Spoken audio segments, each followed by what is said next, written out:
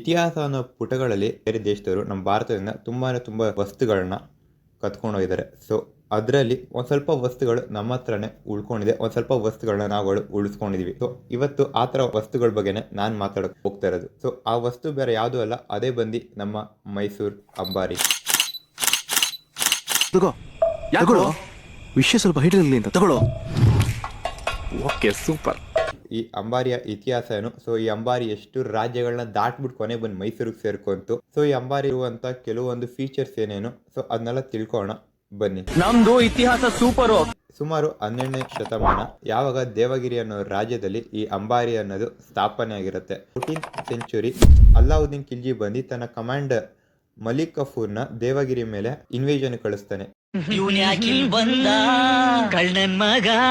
ಆ ಟೈಮಲ್ಲೇನೆ ಮಲಿಕ್ ಕಫೂರ್ ಇನ್ನೇನು ದೇವಗಿರಿನ ಸೋಲಿಸ್ತಾನೆ. ಸೊ ಆ ಟೈಮಲ್ಲಿ ಆ ಚಿನ್ನದ ಅಂಬಾರಿನ ಸೇಫ್ ಆಗಿ ಕಪಿಲ ಸಾಮ್ರಾಜ್ಯಕ್ಕೆ ಹಸ್ತಾಂತರ ಮಾಡ್ತಾರೆ.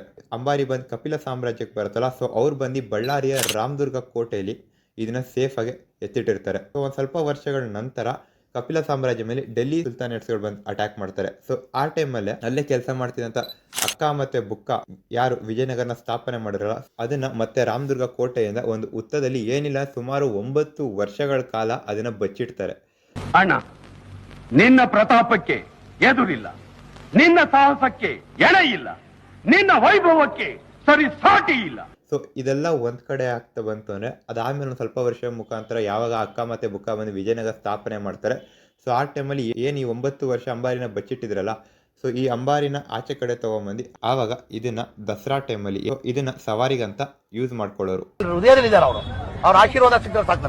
ವಿಜಯನಗರ ಎಂಪೈರ್ ಯಾವಾಗ ಬಂದು ಕೊಲ್ಯಾಪ್ಸ್ ಆಗುತ್ತೆ, ಸೊ ಈ ಅಂಬಾರಿನ ಪೆನಗೊಂಡಾಗೆ ಹಸ್ತಾಂತರ ಮಾಡ್ತಾರೆ. ಸೊ ಯಾವಾಗ ಇದು ಬಂದು ಪೆನಗೊಂಡಾಗ ಸೇರುತ್ತೆ, ಮತ್ತೆ ಪೆನಗೊಂಡಾಯಿಂದ ಮತ್ತೆ ಆದ್ಮೇಲೆ ಬರದೆ ಶ್ರೀರಂಗಪಟ್ಟಣಕ್ಕೆ ಒಡೆಯರ್ಸ್ ಕುಟುಂಬ ಇದನ್ನ ತಮ್ಮ ಹತೋಟಿಗೆ ತಗೊಳತ್ತೆ. ಸೊ ಶ್ರೀರಂಗಪಟ್ಟಣದಿಂದ ಮೈಸೂರಿಗೆ ಬರುತ್ತೆ. ಸೊ ಆವತ್ತಲ್ಲಿ ಬಂದು ಮೈಸೂರಿಗೆ ಸೇರಿದ್ದು ಇವತ್ತರೆಗೂ ಅದು ಮೈಸೂರಲ್ಲೇ ಇದೆ. ಟೈಮಲ್ಲಿ ನನ್ನ ಕಷ್ಟ ಕಾಲದಲ್ಲಿ ನೀವು ಬಂದಿದ್ದೀರಾ, ಆ ಋಣ ನಾನು ನಿಮ್ಗೆ ಏನ್ ಮಾಡಿದ್ರು ತೀರ್ಸಕ್ ಸಾಧ್ಯ ಆಗಲ್ಲ.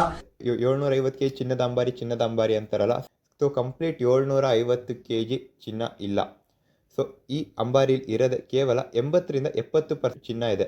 ಸೊ ಇನ್ನು ಮಿಕ್ಕಿದ್ ಬಂದ್ಬಿಟ್ಟು ಮರದಿಂದ ಮಾಡಿರೋದು.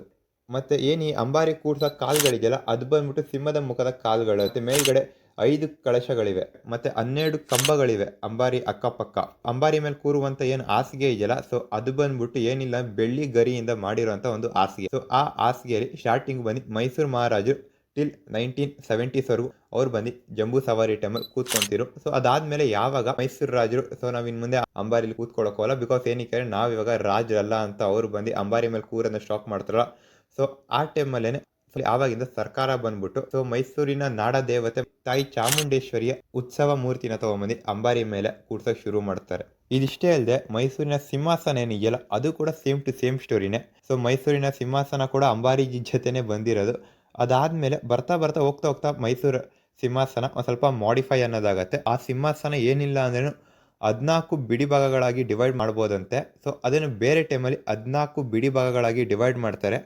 ಸೊ ಯಾವಾಗ ದಸರಾ ಬರುತ್ತಲ್ಲ, ಸೊ ಆ ಟೈಮಲ್ಲಿ ಏನು ಈ 14 ಬಿಡಿ ಭಾಗಗಳನ್ನ ಆಚೆ ಕಡೆ ತೊಗೊಂಬಂದು ಅದನ್ನು ಮತ್ತೆ ಇಂಟಿಗ್ರೇಟ್ ಮಾಡಿ ಒಂದು ಸಂಪೂರ್ಣವಾದಂಥ ಒಂದು ಸಿಂಹಾಸನವಾಗಿ. ಸೊ ಇದಿಷ್ಟು ಬಂದು ಮೈಸೂರಿನ ಅಂಬಾರಿ ಮತ್ತು ಮೈಸೂರಿನ ಸಿಂಹಾಸನದ ಕತೆ.